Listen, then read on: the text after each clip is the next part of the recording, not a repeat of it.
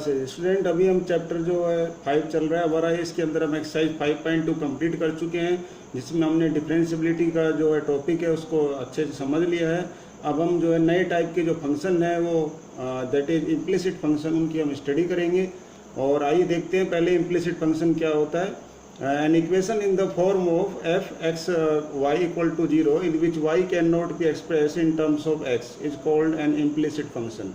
यदि आपको कोई इक्वेशन दी हुई हो किस डबल वेरिएबल में x और y के फॉर्म में, और उसमें यदि आप जो है y को जो है एक्सप्रेस ना कर सके, x के टर्म्स में नहीं लिख पाएँ, तो वो जो है फंक्शन जो होता है वो इम्प्लिसिट फंक्शन बनता है।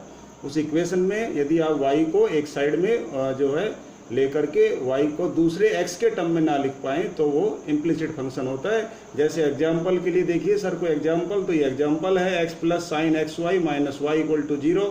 यदि आप इसमें जो है इस y को इधर ले लेते हैं तो भी यहाँ पर अंदर जो है आपके देखते हैं कि प्योर x के टर्म्स यहाँ पर नहीं रहते हैं, ठीक है।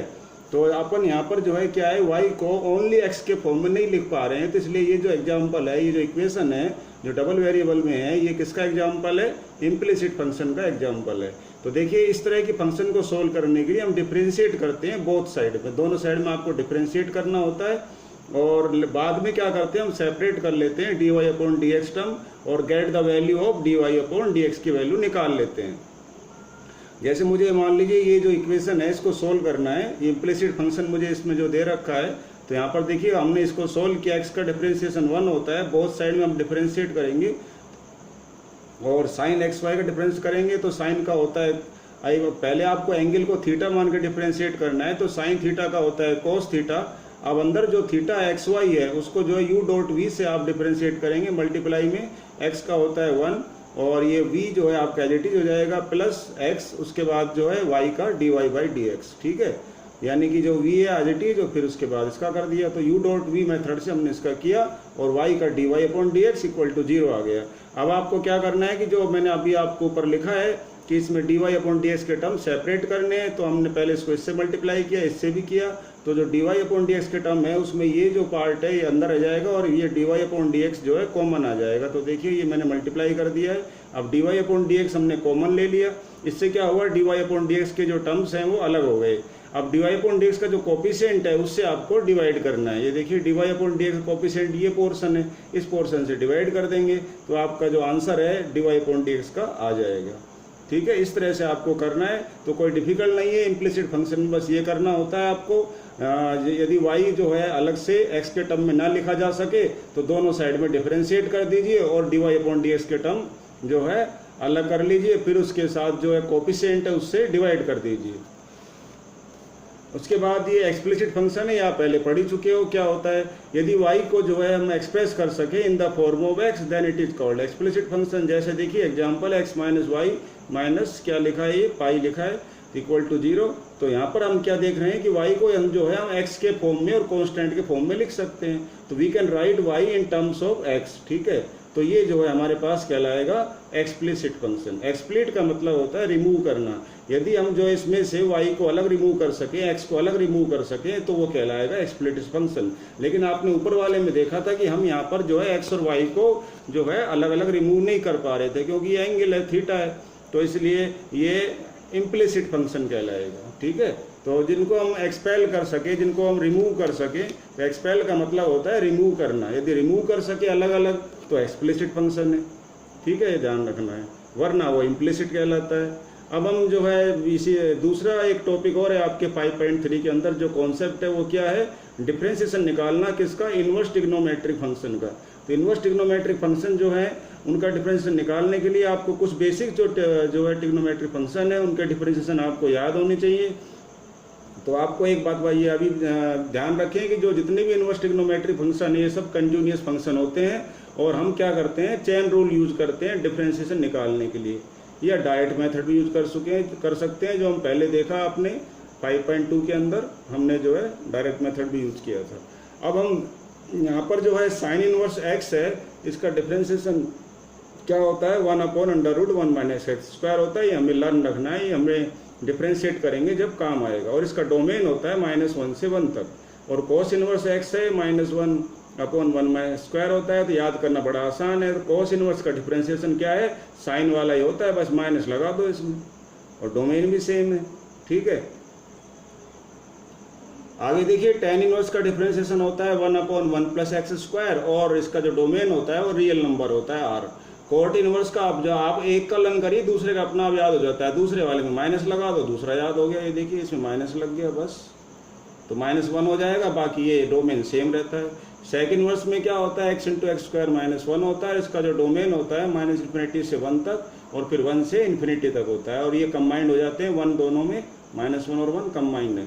और कोसेक इनवर्स x है जो -1 upon x into under x square -1 होता है, तो इसका ये होता है सेम, बस माइनस लग जाता है, ठीक है। और ऐसे ये जो इसका आपको क्या बोल रहे हैं डोमेन है, वो भी सेम ही है दोनों का, बस इस तरह से आपको याद रखना है। तो टोटल ये 6 ट्रिग्नोमेट्रिक फंक्शन है, 3 का डेरिवेटिव याद कर लीजिए, बाकी 3 में माइनस लगा दीजिए, ठीक है।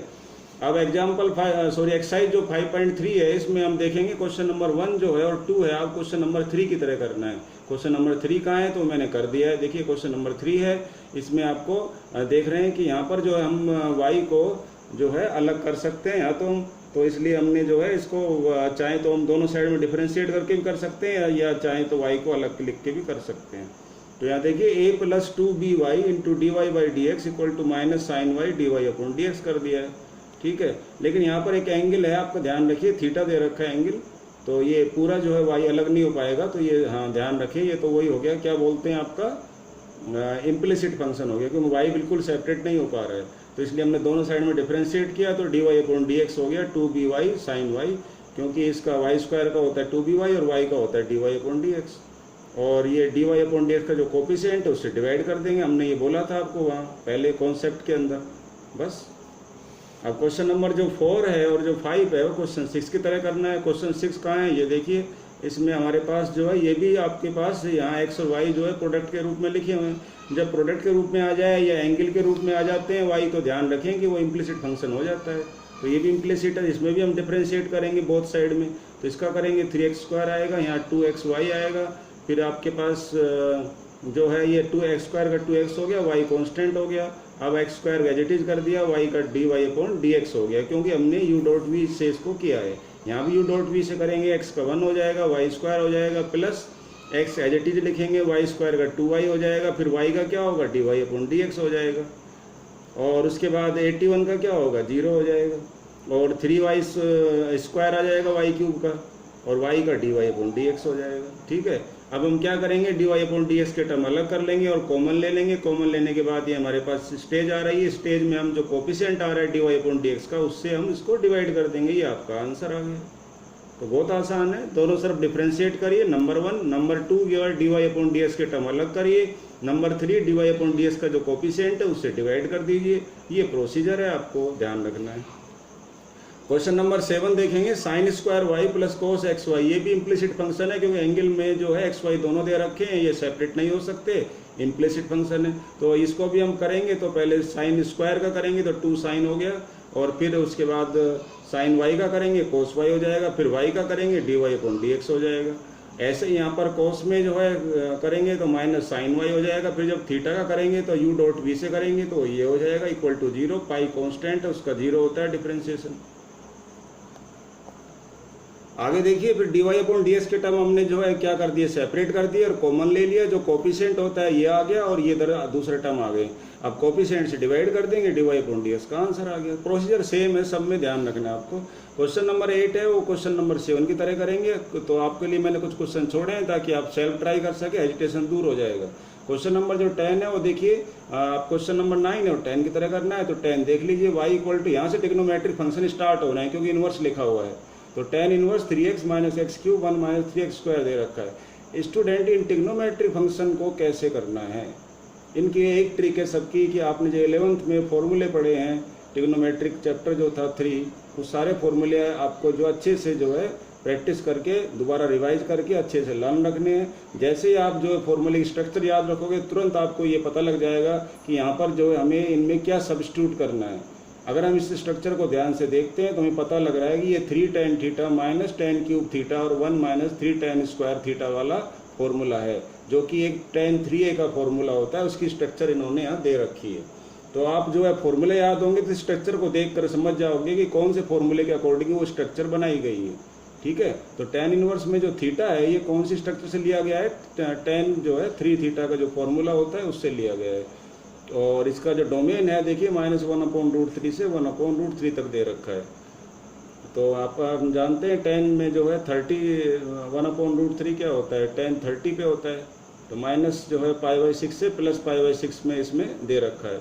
तो हमने थीटा हम कह सकते हैं यहाँ पर क्या है, -π/6 से π/6 तक है। ठीक है, और आप जानते हो कि जो tan में जो डोमेन होता है -π/2 से π/2 होता है, तो उसी के बीच में आ रहा है ये। तो ऐसे चेक कर लें आप, ध्यान रखें कि मैच कर रहा है कि नहीं डोमेन, क्योंकि यहाँ पर जो है आप ये देखेंगे -1/√3 कितने थीटा पे आता है, तो हम देखते हैं कि जो है 30 डिग्री पे आता है। और ये जो है ये भी 30 पे आएगा, क्योंकि दोनों सेम है, बस ये माइनस है प्लस है। अब -π/6 और प्लस π/6 जो मेरे पास आ रहे हैं, ये जो इसकी जो डोमेन है tan थीटा की, यानी कि क्या -π/2 से π/2 में बिलोंग कर रहा है, इसलिए ठीक है। तो स्टूडेंट ये बात ध्यान रखें कि डोमेन का और प्रिंसिपल वैल्यू ब्रांच का, तो मेरा मतलब यहाँ डोमेन से मतलब ये है कि डोमेन के अकॉर्डिंग जो प्रिंसिपल वैल्यू ब्रांच होगी वो क्या होगी, वो -π/6 से π/6 होगी। यहाँ पर जब निकालेंगे हम, और जबकि इसकी प्रिंसिपल वैल्यू ब्रांच जो है tan की, ध्यान रखें ये होती है, देखिए मैं बता देता हूँ कि tan जो है उसका थीटा जो है वो बिलोंग करता है, tan में जो थीटा होता है वो बिलोंग करता है, ध्यान रखिए tan थीटा जो है tan इनवर्स थीटा, इसका जो प्रिंसिपल जो वैल्यू ब्रांच होती है, प्रिंसिपल वैल्यू होती है वो -π/2 से π/2 होती है, इस तरह से। तो प्रिंसिपल वैल्यू के अकॉर्डिंग ही हम यहाँ पर लेते हैं। अब देखिए -π/6 से π/6 इसमें जो है इस रेंज में आता है, तो इस रेंज में आना चाहिए, ध्यान रखना है। आपका जो यहाँ पर एंगल आते हैं, दोनों एंगल वो इस जो है प्रिंसिपल वैल्यू के अंदर आने चाहिए, नहीं आ रहे हैं तो फिर रोंगे, ध्यान रखें। तो अब देखिए x बराबर tan थीटा है, और अब जैसे मान लो मैं यहाँ cot थीटा लेता तो मुझे थीटा यहाँ कितना लिखना पड़ता था, π/3 यानी 60 लिखना पड़ता। ठीक है, तो ये फिर गलत हो जाता, तो ये आपको ध्यान रखना है।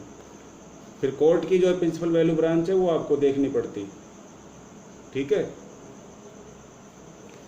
तो ये आप ध्यान रखिए, अगर कोट ले लेते हैं तो क्या होता है, कोट में क्या होता है, कोट में तो ध्यान रखिए, देखिए कोट में बता देता हूँ, कोट में क्या होता है भाई 0 to π होता है। तो -60 से +60 आएगा ही नहीं, क्योंकि 0-60 तो ठीक है, लेकिन जो -60 है वो कहाँ है, वो इसमें है ही नहीं, तो कोट हम ले ही नहीं सकते। तो दो बात ध्यान रखनी कि स्ट्रक्चर जो है ये कौन से फॉर्मूले की है, और दूसरी बात जो आप यहाँ यूज कर रहे हैं वो जो है यहाँ से आपको हिंट मिल जाती है, जैसे आप थीटा बनाते हैं।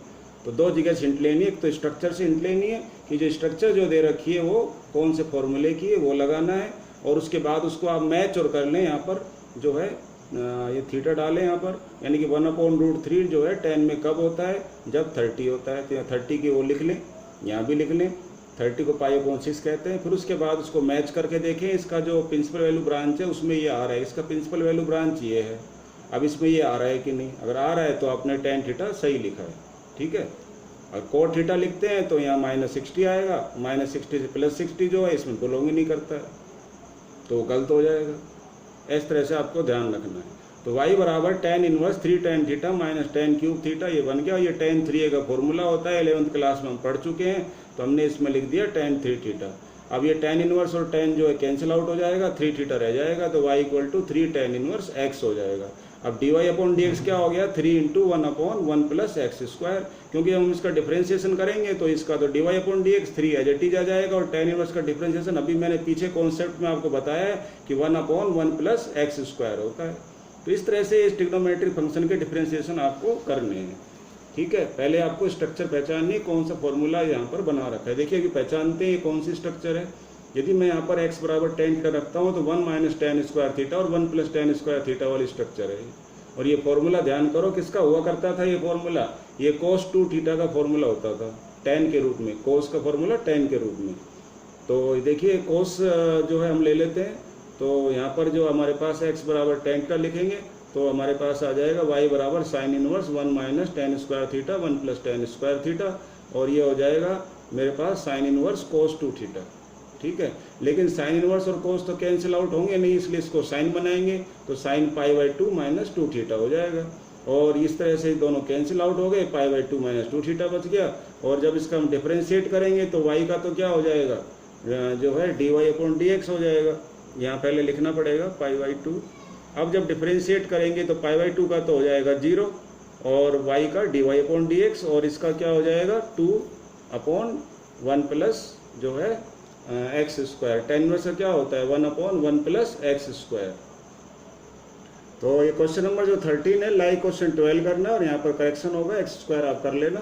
और ये आप ध्यान रखें कि जो जैसे ही एक्स जो है बिलोंग करेगा 0 से 1 में, तो अगर हम tan थीटा ले रहे हैं तो यहाँ पर जो एंगल आएगा वो 0 से पाई बाई 4 आएगा, और यहाँ पर उस केस में थीटा क्या हो जाएगा, जो आपका थीटा है वो 0 टू पाई बाई 4 हो जाएगा। ठीक है, ये देखिए क्वेश्चन नंबर जो 14 है उसमें लिखा है y sine inverse 2x 1 minus x square. अगर इसको भी अगर हम ध्यान से देखें तो स्ट्रक्चर है ये जो है x बराबर यदि हम साइन थीटा लेते हैं तो देखिए 2 sine theta into cos theta बन जाएगा, 1 minus sine square theta cos square theta होता है। तो हम यहाँ पर ये कर सकते हैं। वैसे अगर हम x बराबर कोस थीटा लेंगे तो 2 कोस थीटा साइन थीटा जब भी बनेगा, लेकिन हम यहाँ पर कोस थीटा क्यों नहीं ले रहे हैं, अब आपको और समझ में आ जाएगा। मैंने बताया कि डोंट टेक कोस थीटा, क्यों, क्योंकि प्रिंसिपल वैल्यू जो ब्रांच है कोस थीटा की 0 से पाई होती है। अब जब मैं यहाँ पर जो है थीटा जो है साइन लेता हूँ तो साइन के हिसाब से तो मुझे पाई बाई 4 लिखना पड़ेगा, यहाँ भी पाई बाई 4 लिखना पड़ेगा, क्योंकि साइन पाई बाई 4 जो है माइनस 1 अपॉन रूट 2 होता है। ठीक है, माइनस में, और 45 पर 1 अपॉन रूट 2 होता है। और ये जो है हम कोस जो है ले नहीं सकते, ये कोस में जो है नेगेटिव आता ही नहीं, कोस 45 भी 1 अपॉन रूट 2 होता है, बिल्कुल ठीक है। तो माइनस पाई बाई 4 से पाई बाई 4 आएगा, कोस लेंगे जब भी यही आएगा। लेकिन जो है इसकी जो प्रिंसिपल वैल्यू ब्रांच है कोस की वो जो है नेगेटिव में होती ही नहीं है, इसलिए कोस अलाउ नहीं है। और साइन की जो है नेगेटिव में होती है, क्योंकि साइन की जो है माइनस पाई बाई 2 से क्या होती है पाई प्लस पाई बाई 2 तक होती है। साइन तो देखो ये बता देता हूँ मैं, साइन जो होता है ना, इनवर्स जो होता है, तो उसमें आप देख रहे हैं कि साइन इनवर्स थीटा का जो प्रिंसिपल वैल्यू ब्रांच होता है वो क्या होता है माइनस पाई बाई 2 से पाई बाई 2 तक होता है, तो इसलिए उसमें तो चल जाएगा ये। तो अब आगे चलते हैं। तो थीटा बराबर साइन इनवर्स एक्स हो गया, ये हर बार आपको करना है, इंटरचेंज करना है। तो y equal to sine inverse 2 sine theta 1 minus sine square theta, और 1 माइनस साइन स्क्वायर का होता है कोस थीटा, कोस स्क्वायर होएगा, कोस स्क्वायर का रूट हटेगा तो कोस थीटा आ जाएगा।